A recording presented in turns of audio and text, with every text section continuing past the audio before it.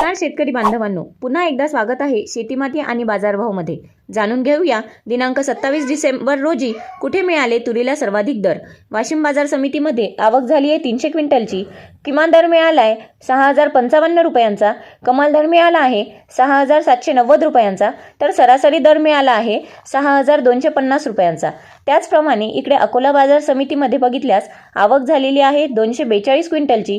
किमान दर मिळाला आहे 6200 रुपयांचा, कमाल दर मिळाला 700 रुपयांचा, तर सर्वसाधारण दर मिळाला आहे 6700 रुपयांचा।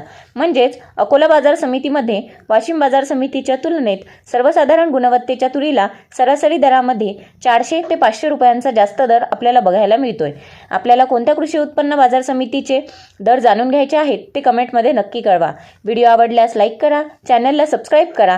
आपले एक सबस्क्राईब आमचे मनोबल उंचावण्यास मदत करेल आणि आम्ही असेच शेतीमाती संबंधित महत्त्वाची माहिती आपणापर्यंत पोहोचवत राहू। त्यामुळे कृपया सबस्क्राईब करा। धन्यवाद।